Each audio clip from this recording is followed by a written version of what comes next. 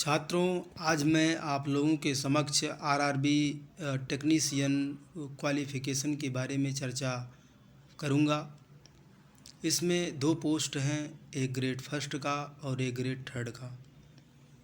दोनों ही पोस्टों के लिए अलग अलग योग्यताएं निर्धारित हुई हैं। ग्रेड फर्स्ट सिग्नल के लिए बीएससी फिजिक्स और भी हैं। तो हमें सोशल मीडिया के माध्यम से इस बात की जानकारी हुई कि छात्रों में ये भ्रम है कि वह लोग ग्रेड फर्स्ट सिग्नल के लिए यदि उनका बीएससी थर्ड ईयर में फ़िज़िक्स नहीं है और फर्स्ट ईयर और सेकेंड ईयर में फ़िज़िक्स रहा है, तो क्या वह ग्रेड फर्स्ट सिग्नल के पोस्ट के लिए वैलिड हैं या नहीं है। यह भी भ्रम है कि एक ही पोस्ट के लिए भिन्न भिन्न आरआरबी से आवेदन कर सकते हैं या नहीं।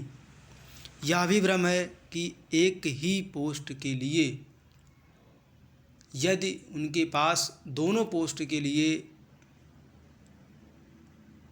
योग्यताएं हैं तो क्या वे दोनों पोस्ट को एक साथ फिल कर सकते हैं या नहीं कर सकते हैं। आज मैं इन्हीं सभी प्रश्नों के समाधान के लिए आप लोगों के समक्ष एक छोटे से वीडियो में पूरे प्रमाण और साक्ष्य के साथ अपनी बात को रखने का प्रयास करूंगा। तो सर्वप्रथम हम लोग देखते हैं आरआरबी टेक्नीशियन क्वालिफ़िकेशन के लिए। इसमें आप देखेंगे जो हमारा ये पीडीएफ है, ये मैंने सरकारी रिजल्ट.com से ही इसका एक छोटा सा पार्ट आप लोगों के समक्ष रखने का प्रयास कर रहा हूँ।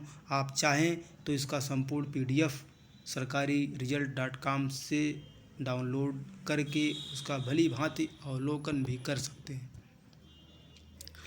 इसमें हम लोग पढ़ रहे हैं name of the post technician grade first signal level in 7 CPC 5, अर्थात ये लेवल 5 का पोस्ट है और मेडिकल स्टैंडर्ड B1 है। इसमें आपका दिया गया मिनिमम एजुकेशनल क्वालिफ़िकेशन। पहला आपका क्या दिया है, bachelor of science in physics, साथ ही साथ electronics, computer science, information technology, instrumentation from a recognised board university institute. इसका मतलब आपका हो गया यदि फिजिक्स में आपका बीएससी है। हमारा फोकस केवल बीएससी वालों के लिए है, बाकी और लोग भी इसी के अनुरूप अपने तथ्यों का अवलोकन कर सकते हैं। फिजिक्स में बीएससी हो, ये हो गया, अर्थात बीएससी के तीनों पार्टों में फिजिक्स रहा हो।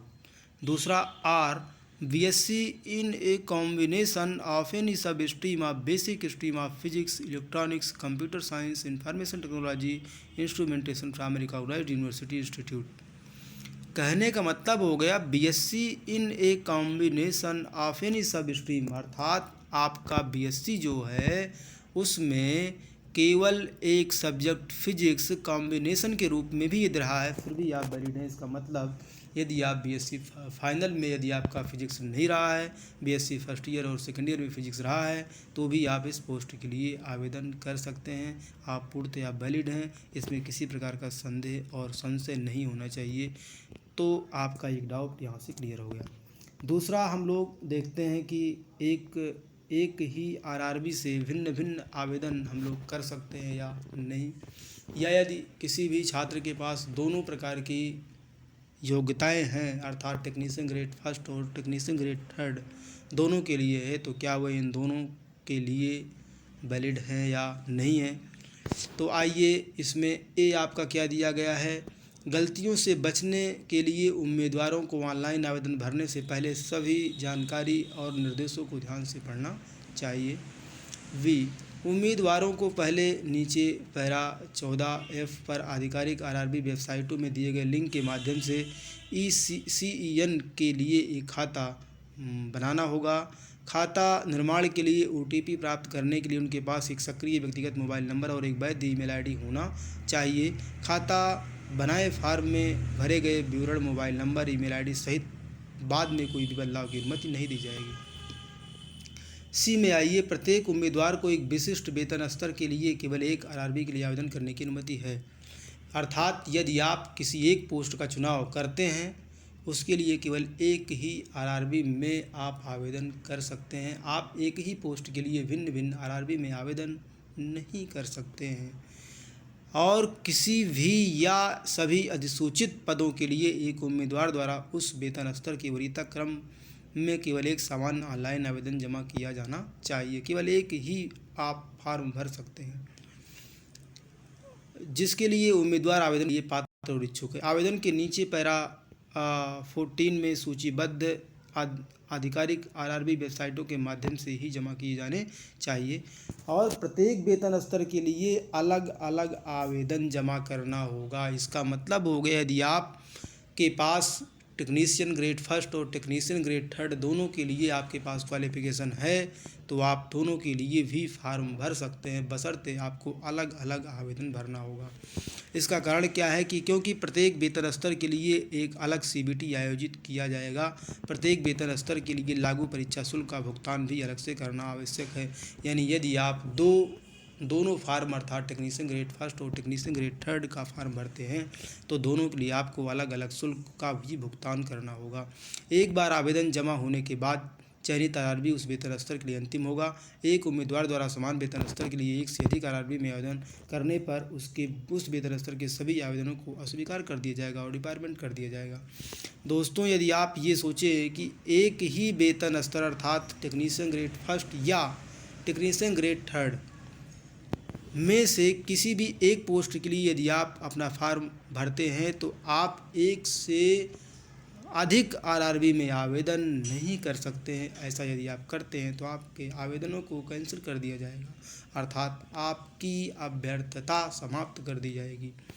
ध्यान दें, इसमें क्या दिया गया, उम्मीदवार के पास कई शैक्षणिक योग्यताएं हैं जो उसे वेतन स्तर 2 और वेतन स्तर 5 सिग्नल के लिए वेतन स्तर 5 के लिए आवेदन करने के योग्य बनाती हैं। उन्हें प्रत्येक वेतन के लिए अलग अलग आवेदन जमा करना होगा। इसका मतलब यदि वही बात फिर आ गई, यदि आपके पास दोनों पोस्ट के लिए शैक्षणिक योग्यताएं हैं तो आप दोनों पोस्ट के लिए अलग अलग आवेदन भर सकते हैं, लेकिन एक पोस्ट के लिए केवल एक ही आवेदन होगा। एक आवेदन टेक्नीशियन ग्रेड थर्ड के लिए, दूसरा आवेदन टेक्नीशियन ग्रेड फर्स्ट सिग्नल के लिए।